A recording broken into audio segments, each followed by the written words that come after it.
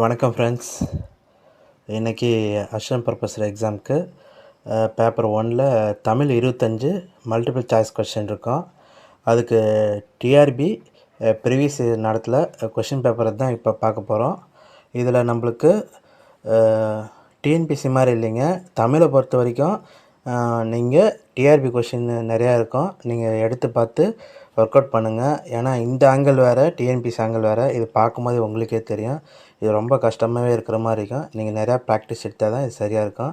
இப்போ இது தமிழில் அசிஸ்டன்ட் ப்ரொஃபஸருக்கு 7வது வீடியோங்க. சரி வாங்க பார்ப்போம். இதில் ஃபஸ்ட்டு கொஸ்டின் வந்து, தமிழ் வளர்ச்சித்துறையின் பரிசு பெற்ற கொல்லிப்பாவை என்னும் நூலின் ஆசிரியர். இதில் வந்து ஆன்சருக்கு இருக்காதுங்க. நான் வந்து இப்போ நடத்தும் போதே சொல்லிடுறேன் உங்களுக்கு. தமிழ் வளர்ச்சித்துறையின் பரிசு பெற்ற கொல்லிப்பாவை என்ற நூலின் ஆசிரியர் வந்து ராஜ மார்த்தாண்டன். நீங்கள் இது மாதிரி இதில் நீங்கள் ஒருத்தர் சொல்லிவிட்டு நீங்களே எழுதி பார்த்துங்க. உங்கள் ஃபேமிலி மெம்பராக இருக்கட்டும், இல்லை ஃப்ரெண்ட்ஸாக இருக்கட்டும், இது மாதிரி கொஸ்டினை நீங்கள் ப்ரிண்ட் அவுட் எடுத்து போட்டிங்கன்னா ஓகே. இல்லை அதுக்கு காசு அதிகமாக ஆகிற மாதிரி ஃபீல் பண்ணிங்கன்னா நீங்களே எழுதி அப்படியே நீங்கள் இதை பார்த்து படிச்சிடுங்க. அவங்க சும்மா ஓஎம்ஆரில் மட்டும் டிக் அடிச்சிட்டோம், அந்த ப்ராக்டிஸே போதுங்க. ஓகே, செகண்ட் கொஸ்டின் போகலாம். கப்பல் எனும் பொருள் தரும் சொல். இங்கே வந்து இது பங்கம் எனும் சொல் வந்து பார்த்திங்கன்னா நம்மளுக்கு கப்பல் எனும் பொருள் தரும் சொல். அடுத்த 3வது கொஸ்டின் வந்து, புனையா ஓவியம் புறம்போந்தன்ன. இதில் 2 விஷயம் கவனிக்குங்க. புனையா ஓவியம் சொல்லிட்டு நெடுநல்வாழையும் வரும். அதே மாதிரி புனையா ஓவியம் தான் நம்ம அவசரப்பட்டு டக்குன்னு தப்பு பண்ணிடாதீங்க. இங்கே புனையா ஓவியம் இருக்குதுன்னு சொல்லிவிட்டு இந்த புனையா ஓவியம் நீங்கள் தப்பு பண்ணிடாதீங்க. ஏன்னா நெடுநல்வாழையிலையும் வரும். இன்னொரு இடத்துல வந்து புறம்போந்தன்னு சொல்லிட்டு மணிமேகலையிலையும் வருங்க. அதை நீங்கள் தெளிவுபடுத்திக்கணும். அப்படின்னா தான் நீங்கள் தப்பு பண்ணாமல் இந்த மாதிரி கொஷின் அடிக்க முடியும். ஓகே, அடுத்த கொஷின் வந்து, பிறர் நன்மை கருதி நமக்கு நஞ்சை கொடுத்தாலும் அதனை உண்ணும் பண்பாளர் வந்து, இது கொஷின் கொடுத்துருக்குறாங்க. இது வந்து நற்றிணை தொடர்பான வரிங்க. இது வந்து முந்தைய இருந்து நட்டோர் கொடுப்பின் நஞ்சும் முன்பர் நனி நாகரிகன்னு சொல்லிட்டு இது நற்றிணை வரிங்க. பிறர் நன்மை கருதி நமக்கு நஞ்சை கொடுத்தாலும் அதை உண்ணும் பண்பாளர் வந்து நாகரிகம் வேண்டுபவர். ஓகேங்க, அடுத்த கொஷின் பார்க்கலாங்க. இடுக ஒன்றோ சுடுக ஒன்றோ படுவழி படுக இப்புகழ் வெய்யோன் தலையே. இப்பாடல் வரிகள் இடம்பெற்றுள்ள நூல். இது வந்து மேக்ஸிமம் இது மாதிரி இதில் புறநானூறு தாங்க. இது மாதிரி அந்த நிலையமே படித்து பார்த்திங்கன்னா தெரியும். ஏன்னா அகம் சார்ந்த நூல், புறம் சார்ந்த நூல், அந்த ஒரு பொருள் பாதி பொருள் உங்களுக்கு மீனிங் பண்ண தெரிஞ்சுக்கிட்டால் போதும். இது மாதிரி இதெல்லாம் இது அகம் சார்ந்த நூல் வராது, புறத்தில் வரும்னு சொல்லிட்டு கெஸ் பண்ணி போட்டுடலாம். அது மாதிரி தான் நம்மளுக்கு லைனில் க்ளூ வைப்பாங்க எக்ஸாம் பொறுத்த வரைக்கும். அடுத்த கொஸ்டின் வந்து, நீர்த்துறை படியும் பெருங்களிறு போல் என்ற வரி எந்த மன்னனை பற்றியது? இது வந்து பார்த்திங்கன்னா, நீர்த்துறை படியும் பெருங்களிறு போல் என்ற வரி எந்த மன்னனை பற்றியதுன்னா, இதுக்கு வந்து அதிகமாக நம்மளுக்கு இது எல்லாமே ஸ்கூல் புக்கில் இருந்தாங்க மேக்ஸிமம் வரப்போகுது. அதனால் அதை நீங்கள் நல்லா பார்த்துக்கிட்டிங்கன்னா போதும், ஈஸியாக அடிச்சிடலாம். சரி, அடுத்த கொஸ்டின் வந்து, கைமுறை இச்சொல்லில் இடம்பெறும் இலக்கண குறிப்பு.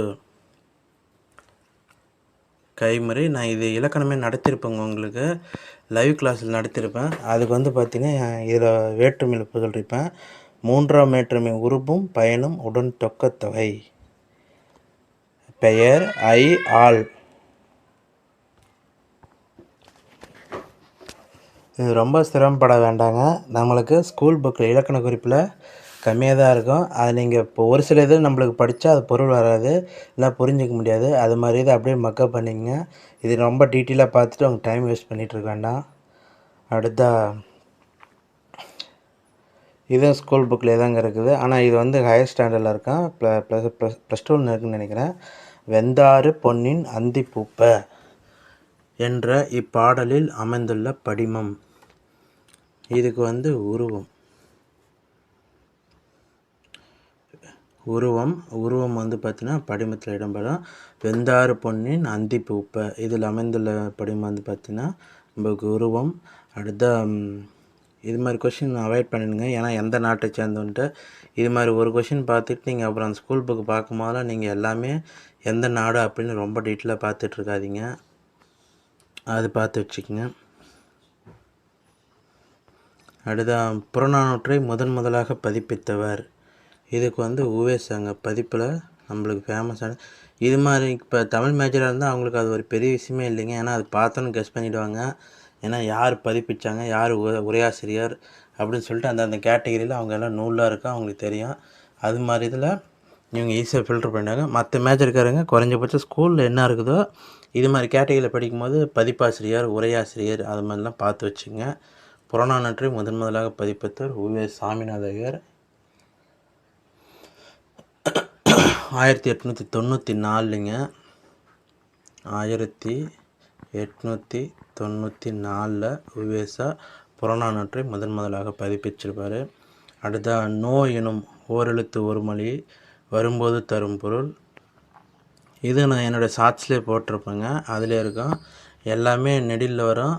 42 எழுத்துக்களில் 40 எழுத்துக்கு நெடில் 2 தான் குறியில் வரும். அதில் நோவும் தூவும். அதில் நோ வந்து துன்பம்ங்கிற பொருள் தரும். கீழ்கண்டவற்றுள் யானையை பாத்திரமாக வைத்து எழுதப்பட்ட நூல், இது வந்து நல்லாவே தெரியுங்க. இது வந்து வாடிவாசல் வந்து இப்போ அந்த மாட்டை வச்சு எடுத்தது, இது வந்து யானையை வச்சு கேட்டுக்கிறாங்க. இது வந்து மத்தகம், இது ஸ்கூல் புக்கில் தாங்க இருக்குது, எல்லாமே ஸ்கூல் புக் தான், பார்த்து வச்சுக்கோங்க. கவிஞர் தாராபாரதியின் இயற்பெயர் வந்து ராதாகிருஷ்ணன். இது மாதிரி இதெல்லாம் பார்த்துங்க, ஏன்னா இயற்பெயர்லாம் எல்லாத்துக்கும் இல்லை, ஒரு பாதி ஆத்தருக்கு வந்து இயற்பெயராக தான் இருக்கும், ஒரு பாதி சில பேர் தான் புனைப்பெயரோட தெரிஞ்சிருப்பாங்க, அவங்க மட்டும் பார்த்துக்குங்க. அடுத்த சிலம்பு கலியை நோன்பை மேற்கொள்ளும் மாந்தர், இந்த நோன்பு வந்து பார்த்திங்கன்னா தலைவனின் தாய், அவங்க தான் அந்த சிலம்பு கலியை நோன்பை மேற்கொள்பவர் வந்து. அடுத்த ஒரு வரி கொடுத்துட்டாங்க, காட்டும் கருணை உடையவரே எனினும் கண்ணிய வாழ்வை உடையவராம் வாட்டு மூலிகையில் வருந்திடுவார் இந்த மர்மம் அறியாத மூடரையா. இது வந்து கவிமணி தேசிக விநாயகன் அவங்க பாடிருப்பாங்க. அதேமாரி தோரிய மகளிர், இவங்க வந்து ஆடல் கலையில் வளர்ந்தவங்க. இவங்க வந்து சோழர் காலத்தில் இருக்கும்போது இதில் இவங்க புகழ்பெற்று திறந்தாங்க. இவங்களுக்கு இது நிறைய எக்ஸாமில் கேட்டுக்கிறாங்க. தோரிய மகளிர், இவங்க வந்து எந்த கலைன்னா ஆடல் கலை. இது வந்து ஏகப்பட்ட எக்ஸாமில் கேட்டிருக்காங்க.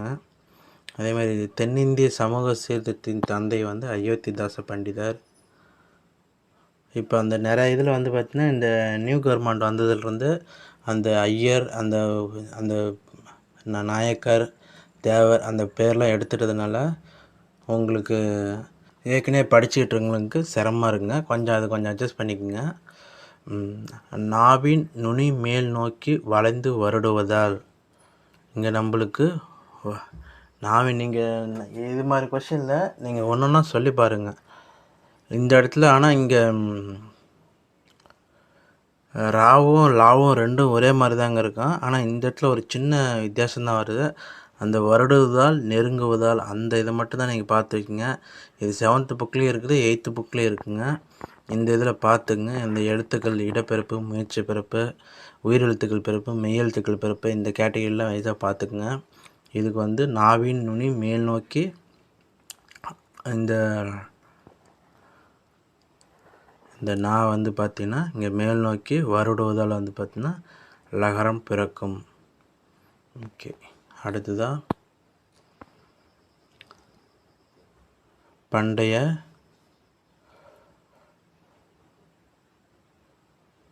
பண்டைய உள்நாட்டு வணிகத்தில் நெல்லும் உப்பும் ஒரே மதிப்புடையது.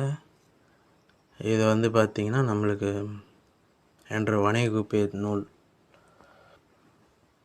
பண்டைய உள்நாட்டு வணிகத்தில் நெல்லும் உப்பும் ஒரே மதிப்புடையனாக இருந்தன என்ற வணிக குறிப்பு செய்தியை கூறிய சங்க நூல் வந்து அகநானூறுங்குது. அடுத்தா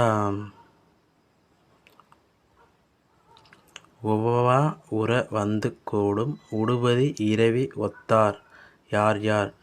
இது வந்து நீங்கள் கொஷின் ஒன்றுன்னா பார்த்துக்குங்க. ஏன்னா நம்மளுக்கு அந்த செயல்லாம் பார்த்தீங்கன்னா இந்த அளவுக்கு ரொம்ப டீப்பாக பார்க்க மாட்டோம். அதனால் இது ரொம்ப இறங்கிறாதீங்க.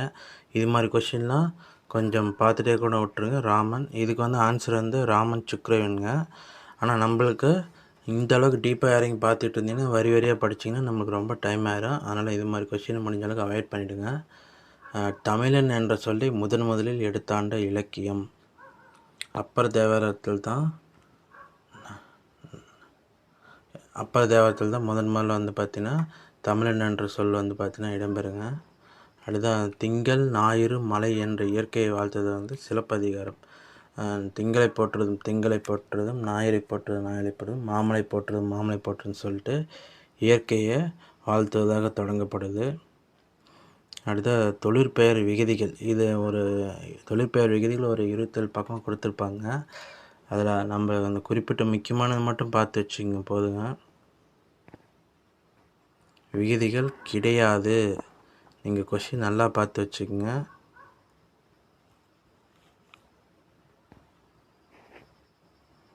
ஆ இல் து இது வராதுங்க, மீதியெல்லாம் வரும்.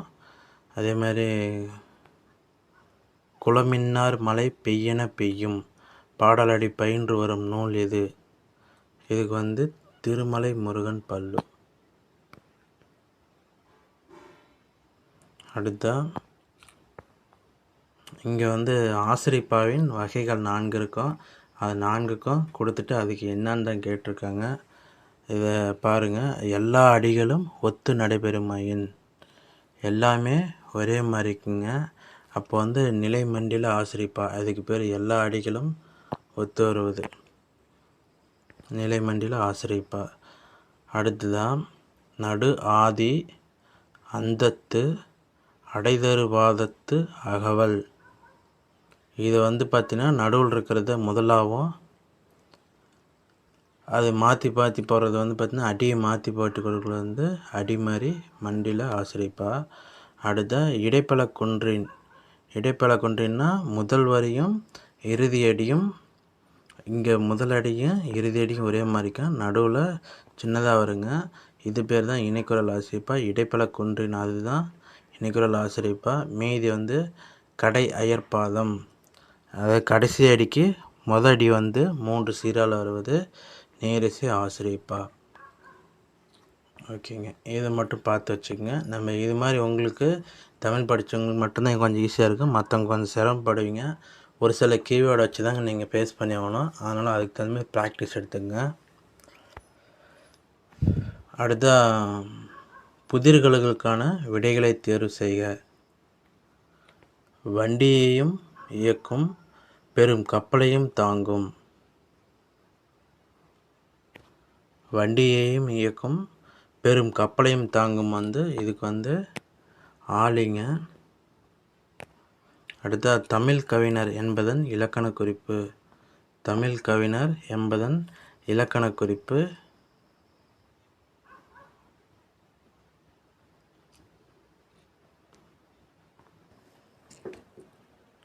இது வந்து